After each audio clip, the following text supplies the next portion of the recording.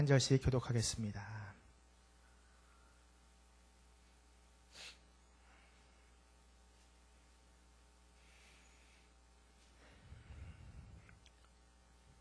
(15절) 말씀입니다. 그들이 아침 식사를 끝마치자 예수께서 시몬 베드로에게 말씀하셨습니다. 요한의 아들 시몬아, 내가 이 사람들보다 나를 더 사랑하느냐? 베드로가 말했습니다. 예, 주여, 제가 주를 사랑하는 것을 주께서 아십니다. 예수께서 베드로에게 말씀하셨습니다. 내 어린 양떼를 먹여라. 요한의 아들 시몬아, 내가 나를 사랑하느냐? 베드로가 예수께 대답했습니다. 예, 주여, 제가 주를 사랑하는 것을 주께서 아십니다.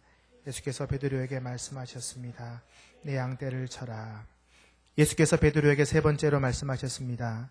요한의 아들 시몬아, 내가 나를 사랑하느냐? 예수께서 세 번째 내가 나를 사랑하느냐고 물으시자 베드로가 근심하며 말했습니다. 주여, 주께서는 모든 것을 아십니다. 제가 주를 사랑하는 것을 주께서 아십니다. 예수께서 베드로에게 말씀하셨습니다. 내 양떼를 먹여라. 내가 진실로 진실로 내게 말한다.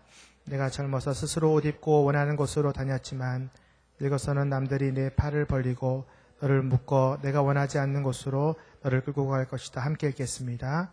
예수께서 이렇게 말씀하신 것은 베드로가 어떤 죽음으로 하나님께 영광 돌릴 것인지를 알리기 위함이었습니다. 그러고 나서 예수께서 베드로에게 말씀하셨습니다. 나를 따라라. 아멘. 시몬 베드로라는 이름 가운데에는요, 두 가지 뜻이 있습니다. 시몬이라는 뜻은 듣는 사람이라는 뜻이 있습니다. 그리고 베드로라는 이름의 뜻은 반석이라는 뜻이 있습니다. 예수님께서 그 진흙덩어리와 같은 시몬을 반석이라는 뜻의 베드로로 바꾸시는 데는 3년이 걸렸습니다. 베드로의 삶을 요약해주는 성경 구절이 있다면 시편 138편 8절일 것인데요. 개역 한글 버전으로 제가 읽겠습니다. 여호와께서 내게 관계된 것을 완전케 하실지라. 여호와께서 내게 관계된 것을 완전케 하실지라. 예수님은 불완전한 베드로를 부르셔서 완전하게 만드십니다. 그리고 예수님 승천 이후에 어려운 박해에서도 초대교회를 이끌어갈 수 있는 놀라운 능력의 사도로 변화시켜 주셨습니다. 또한 네로 황제 박해 때에는 영광스럽게 십자가에 달려서 순교를 당하였습니다. 가톨릭에서는 그를 초대교황 또는 성인으로 추대할 만큼 영웅시하는 인물이기도 합니다. 그런 베드로의 삶은 성경의 어느 인물보다도 많은 이야기거리를 우리에게 제공하고 있습니다. 그 중에는 실패의 이야기도 있고 승리의 이야기, 기적의 이야기, 고난의 이야기, 오늘날 우리들에게 많은 교훈을 주는 이야기들이 있습니다. 사실 그의 풍성한 삶은 평범한 우리와 가장 많이 닮은 사람임을 알게 합니다. 그의 인간미가 느껴지고 별 부담 없이 다가설 수 있는 실수투성이의 사람이었습니다. 그런 그가 초대교회에서는 없어서는 안 될 대사도로 세워지고 하나님 앞에서 귀한 사명을 감당하게 된 계기는 무엇일까요? 그것은 바로 예수님의 부르심이었습니다. 오늘 우리가 읽은 본문의 배경은 디베랴 바닷가입니다. 디베랴는 로마 총독의 이름을 따서 지어진 이름인데요. 원래 이름은 갈릴리입니다. 갈릴리는 베드로와 예수님이 처음 만났던 곳이기도 합니다. 첫 만남의 장소에서 부활의 주님이 다시 베드로를 부르고 계십니다. 그 부르심의 시작은 먼저 21장 5절에 나타나는데요. 같이 한번 21장 5절 말씀 읽도록 하겠습니다. 시작. 예수께서 제자들에게 얘들아 물고기를 좀 잡았느냐 하고 물으시자 그들은 한 마리도 잡지 못했소라고 대답했습니다. 여기서 얘들아라고 하는 것은요, 영어 성경에는 friends나 children이라고 되어 있고요. 히브리어로는 파이디아라고 합니다. 일반 사람들이 어린아이들을 부를 때 많이 사용하던 애칭이었습니다. 예수님은 생전에 한 번도 이런 용어를 제자들에게 사용하신 적이 없습니다. 파이디아는 요한 1서에 2번 정도밖에 사용되지 않은 단어입니다. 근데 오늘 부활 후에 제자들을 만나는 그 장면에서 이 단어를 사용하십니다. 파이디아.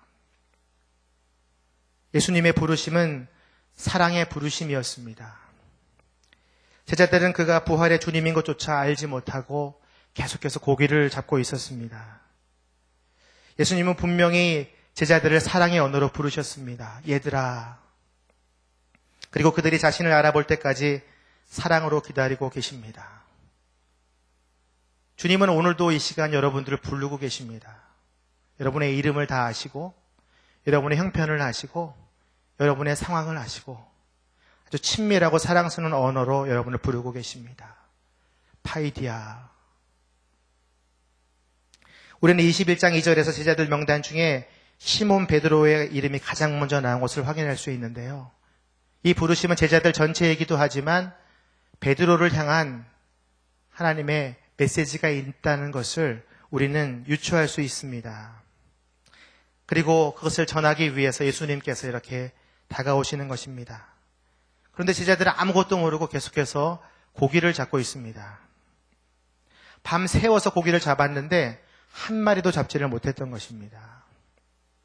왜 그들이 수년 동안 자신의 직업인 어업으로 돌아와서 고기를 잡았는데 한 마리도 못 잡았을까요? 그들 가운데는 주님이 존재하지 않았습니다.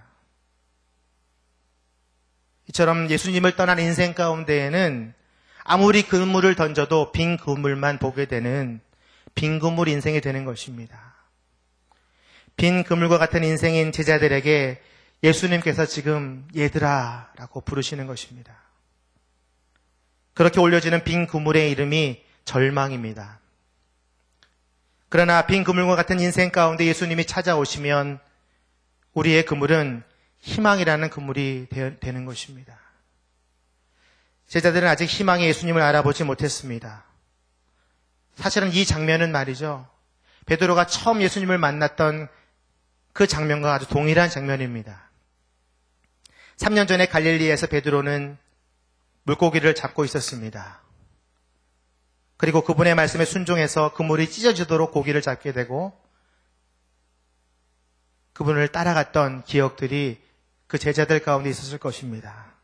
예수님은 그날을 재현이라도 하는 듯이 지금 갈릴리 바다에 물고기를 한 마리도 못 잡은 제자들에게 나타나신 것입니다. 여러분 첫사랑을 해보셨죠? 여러분 첫사랑 가운데 가장 소중한 것은 뭐냐면 그 사랑하는 사람과 만났던 장소입니다. 그래서 첫사랑이 생각날 때면 그 공원, 그 벤치로 향하는 것이 우리들의 마음인데요. 예수님은 제자들을 처음 만나고 처음 사랑했던 그 갈릴리 바다, 그리고 물고기가 잡히지 않는 그 바다로 지금 돌아오신 것입니다. 그리고 나서 절망에 빠진 제자들에게 이렇게 선포하십니다. 그물을 배 오른편으로 던져보라. 제자들은 그 말씀에 순종했고 그 결과 물고기가 가득하게 되었습니다. 그때 예수께서 사랑하시던 제자 요한이 주님이시다 라고 외쳤습니다. 그 이야기를 듣고 베드로가 어떻게 행동했는지 아세요? 겉옷을 두르고 바다로 뛰어듭니다. 베드로는 옛날이나 지금이나 아주 급한 성격의 소유자입니다. 주님을 너무 빨리 만나보고 싶어서 200규빗이 떨어진 그 깊은 바다를 향해서 다이빙을 하는 것입니다. 그러나 이 모든 것들은 예수님께서 연출하신 장면들입니다. 물고기 153마리를 잡게 하셔서 제자들이 당신을 알아보게 하시고 베드로가 그 물 가운데 뛰어내리도록 하신 것입니다. 그리고 나서 주님은 두 번째 무대를 마련하십니다.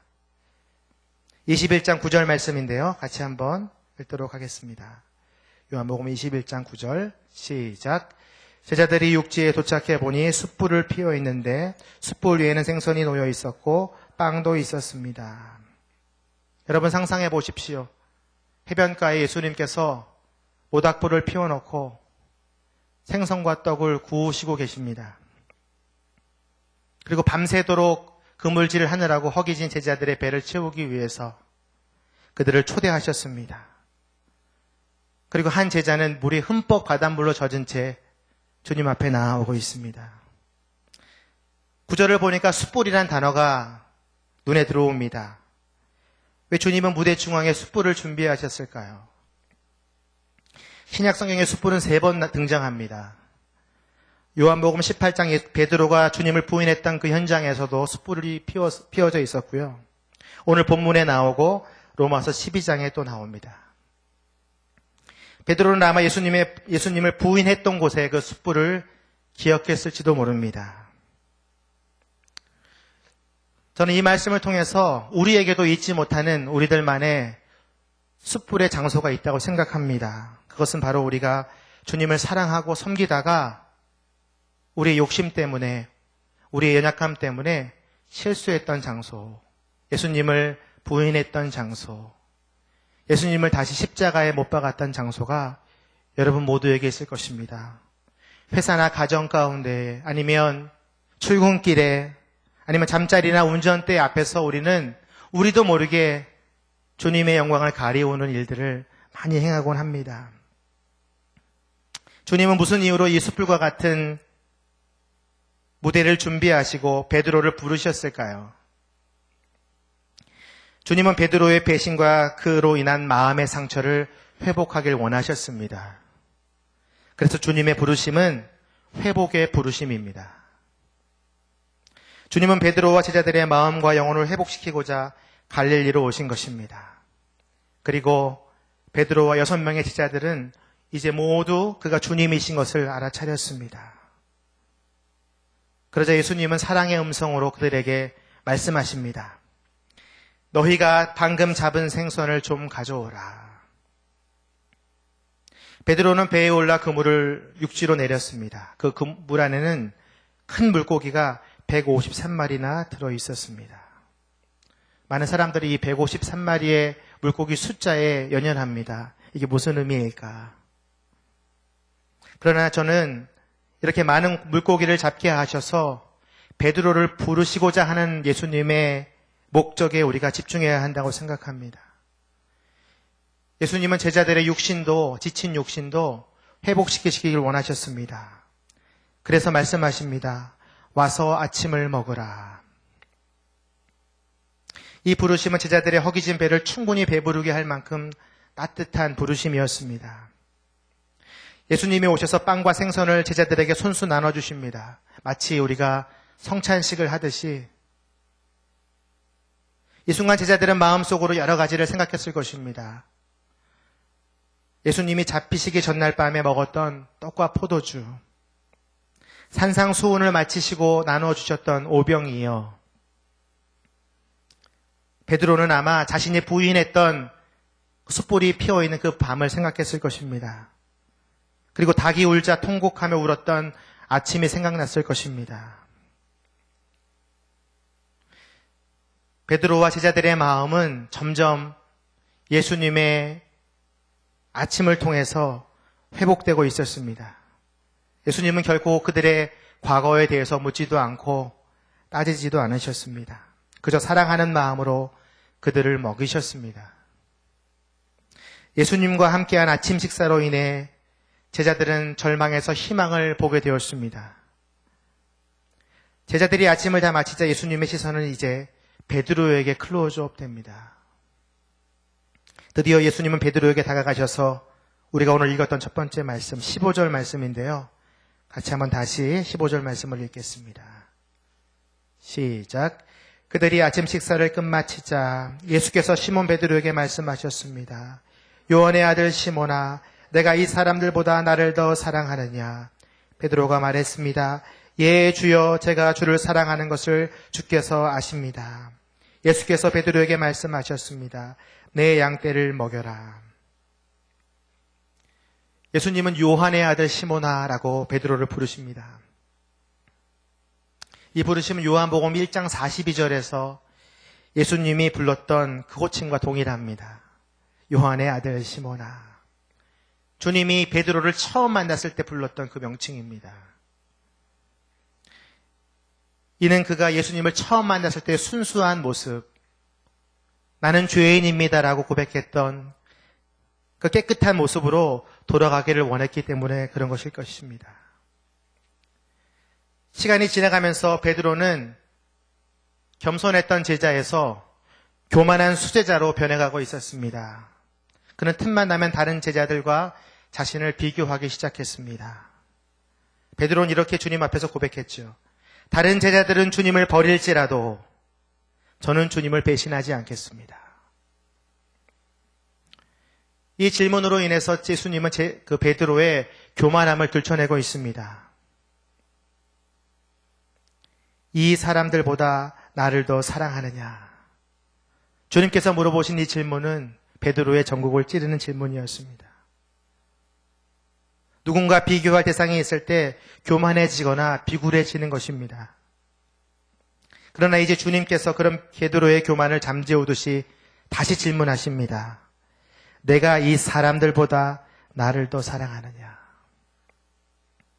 베드로가 대답합니다. 예, 주여, 제가 주를 사랑하는 것을 주께서 아십니다. 베드로는 이제 다른 사람과 비교하지 않습니다. 그저 주님께서 내 사랑을 알아주시길 원하고 있을 뿐입니다. 베드로는 예수님의 부르심에 겸손함으로 대답하고 있습니다.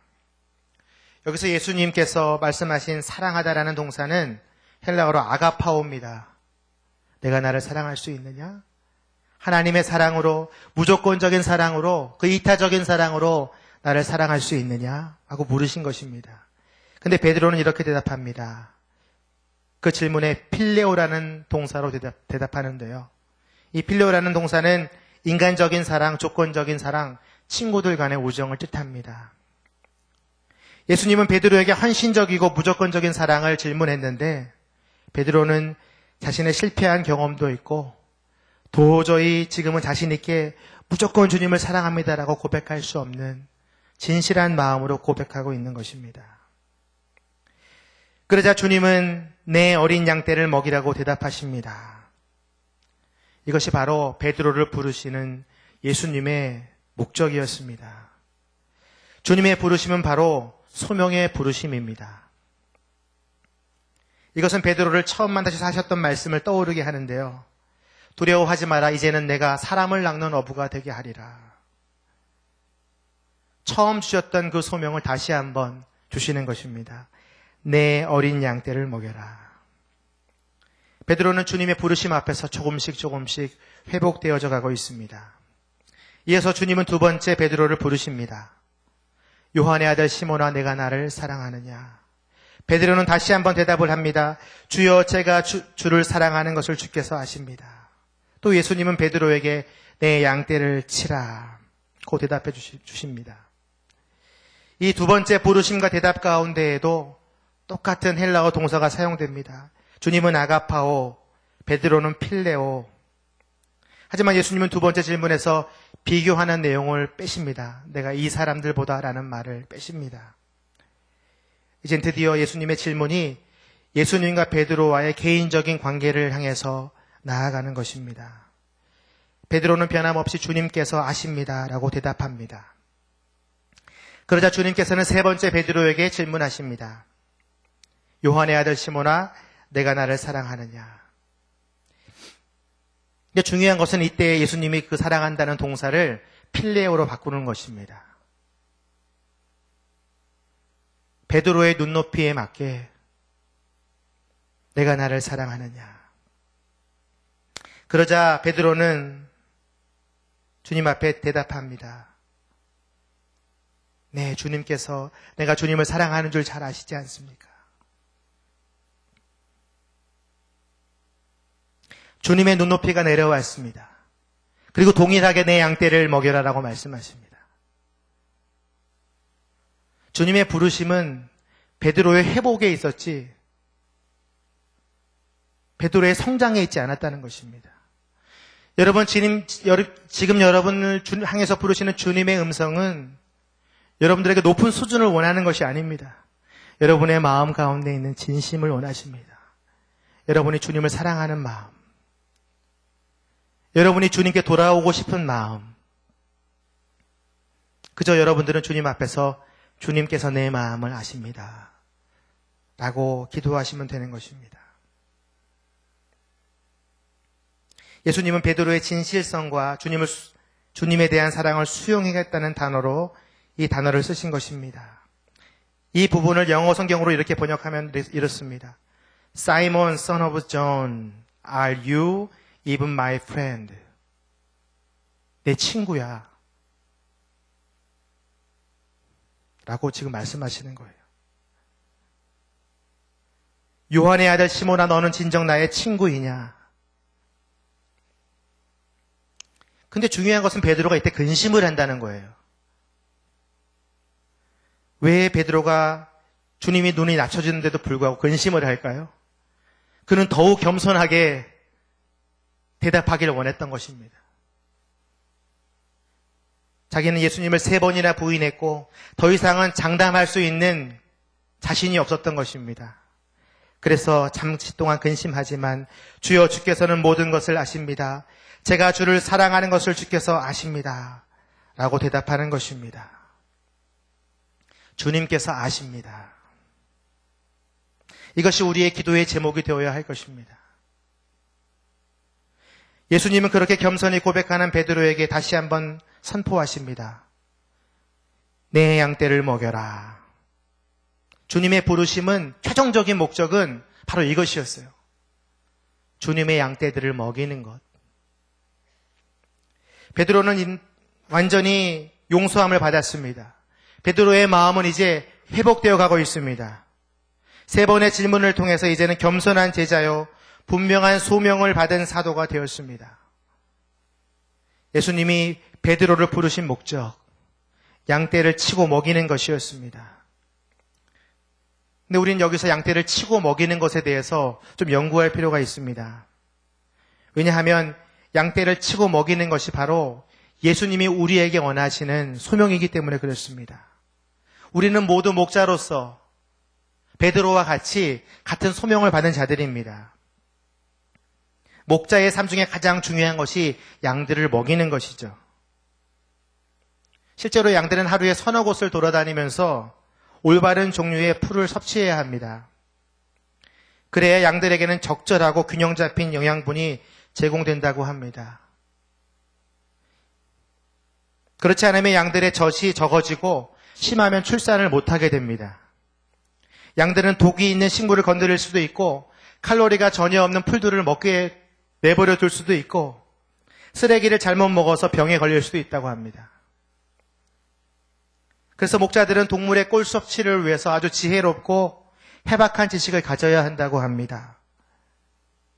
목자들은 각 지역마다 흙과 기후와 지형과 식물 군락을 다 알고 있어야 합니다. 20세기 초에 한 연구가는 시나이 사막의 베두인족이 이 목자들 유목 민족인데요. 100여 종의 식물의 속성을 알고 있다는 사실을 발표했습니다. 그들은 어떤 식물이 양에게 좋은지, 어떤 것이 계절성이고 다년생인지, 어떤 것이 약초이고 어떤 것이 많이 먹으면 과다 섭취되는지, 해로운지를 알고 있었습니다.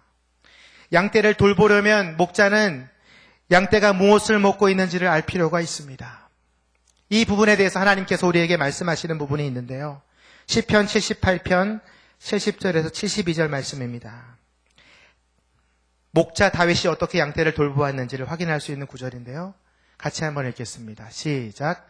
하나님은 또한 다윗을 선택해 그분의 종으로 삼으셨고 그를 양 우리에서 끌어내 새끼를 둔 어미 양을 치던 그를 불러 그분의 백성 야곱을 그분의 소유 이스라엘을 치는 목자가 되게 하셨다. 그리하여 다윗은 참된 마음으로 그들을 먹이고 능숙한 솜씨로 그들을 인도했던 것이다. 참된 마음으로 먹이고 능숙한 솜씨로 어떤 특별한 기술을 가지고 그들을 인도했다는 것입니다.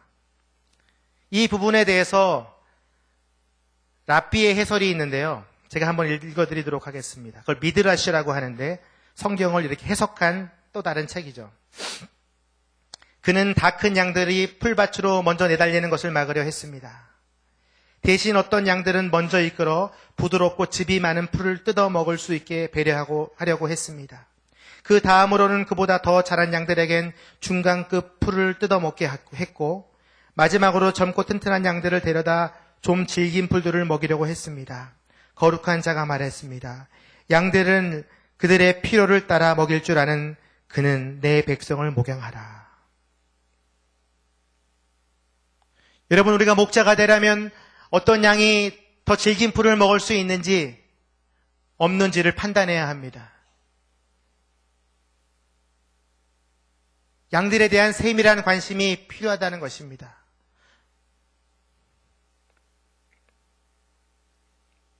우리가 가정에서 쌍육해야 될 자녀들도 여러분들의 양이죠. 어떤 풀을 먹여야 할지, 어떤 말씀을 먹여야 할지, 그게 우리들의 숙제입니다. 순에서 돌봐야 할 순원들이 있지 않습니까? 똑같은 풀을 먹이는 것이 아닙니다. 그들에 맞는 풀들을 우리가 준비해 줄 수 있어야 된다는 것이죠. 회사에서 상사라서 돌보아야 할 양 같은 부하 직원이 있습니다. 여러분, 부하 직원들을 마음대로 대하지 마십시오. 그들의 성향에 맞게 그리스도의 사랑으로 대해야 합니다. 그것이 양떼를 치고 먹이는 것입니다. 그렇다면 우리의 부르심의 사명을 이렇게 양떼를 치고 먹이는 것이라고 말씀드렸는데요. 이것을 감당할 수 있는 원동력이 있습니다. 어떻게 우리가 이것을 감당할 수 있을까요? 오늘 예수님께서 대답하신 마지막 대답 가운데 그 해답이 있습니다. 예수님은 오늘 베드로와의 세 번째 질문과 대답 가운데에 내 양을 먹이라라는 말씀을 하셨습니다. 첫 번째, 세 번째 베드로의 대답에 내 양을 먹이라 하면서 보스코라는 동사를 사용합니다. 보스코라는 동사는 구체적으로 양에게 먹이는 것을 가리키는 목양 용어입니다. 잘 먹이는 것이죠. 두 번째 말씀하신 내 양을 치라. 여기서 치라라는 것은 포이마이노라는 동사인데요. 양들을 잘 돌보다 라는 일반적인 용어입니다. 다시 말하면 첫 번째와 세 번째의 양을 먹이라는 것은 양들에게 하나님의 말씀, 하늘의 양식을 잘 먹이라는 것이고요. 두 번째 양을 치라는 것은 양들을 예수님의 사랑으로 잘 돌보라는 것입니다. 예수님께서 마가복음 6장 34절에 그 백성들을 이렇게 돌보셨습니다. 같이 한번 읽도록 하겠습니다. 마가복음 6장 34절. 제가 읽겠습니다. 예수께서 도착해 많은 사람들을 보시고 목자 없는 양들 같은 그들을 불쌍히 여겨 그들에게 여러 가지로 가르쳐 주기 시작하셨습니다. 예수님은 모든 백성들을 목자 없는 양 같은 백성들로 보셨다는 거예요. 그리고 그들에게 하나님의 말씀, 산상수훈을 가르쳐 주기 시작하셨습니다. 하나님의 양식을 먹여주신 것이죠. 그러니까 첫 번째, 세 번째 베드로의 대답 뒤에 말씀하신 내 양을 먹이라, 이것을 행하신 거예요. 그리고 나서 오병이어의 기적으로 5,000명에게 육의 양식도 먹이십니다. 주님의 사랑으로 그들의 육체에 필요한 양식까지 채워주시는 것이죠.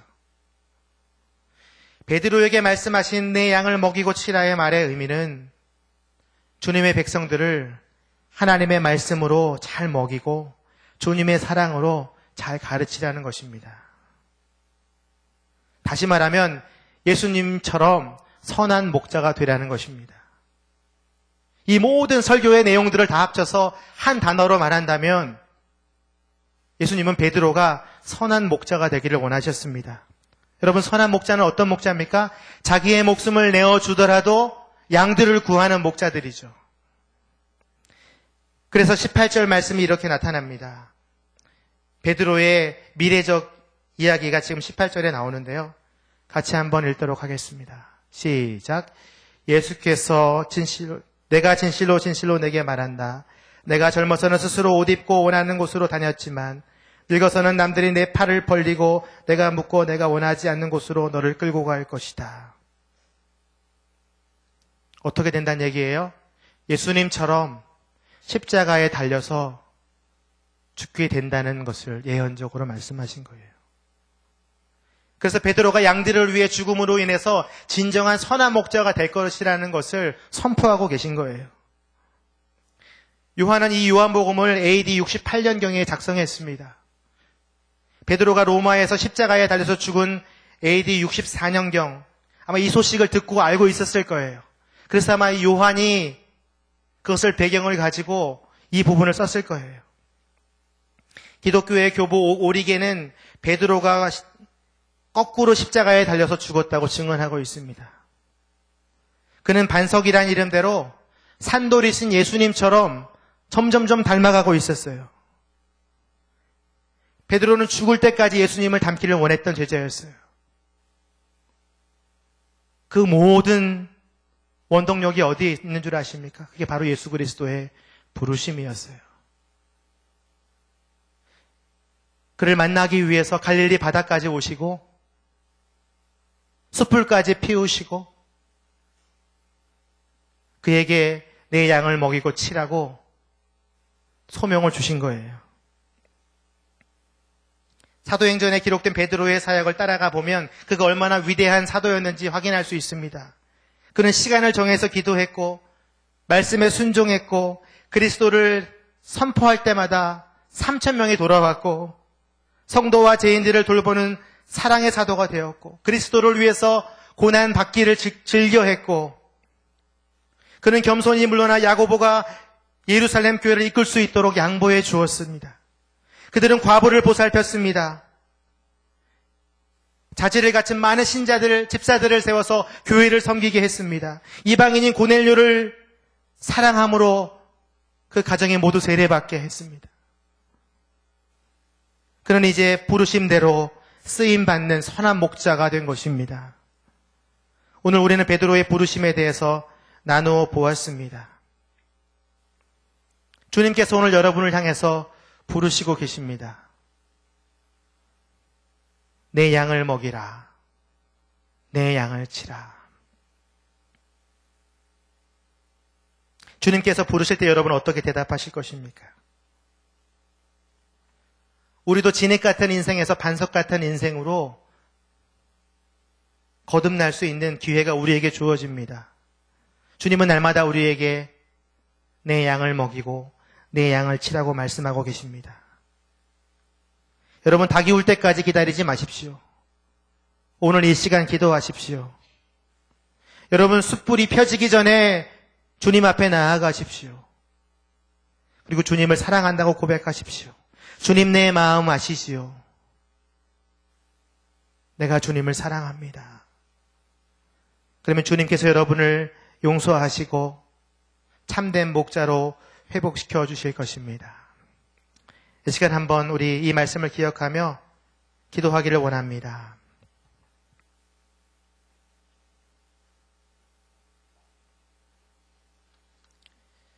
먼저 기도할 때에 우리가 주님을 배신한 적이 없었는지 회개하는 기도를 하기를 원합니다. 우리가 주님 몰래 우리만의 장소에서 저질렀던 죄악이 있다면, 아니면 그 죄악 때문에 날마다 죄책감으로 인해 마음이 어렵고 힘들다면 여러분이 지금 솔직하게 주님 앞에 고백하시길 바랍니다. 주님께서 우리에게 말씀하십니다. 내가 너희를 완전케 할 것이다. 내가 너의 죄를 용서할 것이다. 네가 나를 배신해도 나는 너를 배신하지 않고 끝까지 기다릴 것이다. 내가 너를 회복시킬 것이다. 내가 너에게 소명을 줄 것이다. 주님은 늘 사랑의 음성으로 우리를 기다리고 계십니다. 우리 마음 가운데, 우리 생각 가운데, 우리의 삶 가운데 저질렀던 많은 죄악들을 이 시간 앞에 주님 앞에 고백하며 회개하며 나아가기를 원합니다. 함께 기도하며 나아가겠습니다.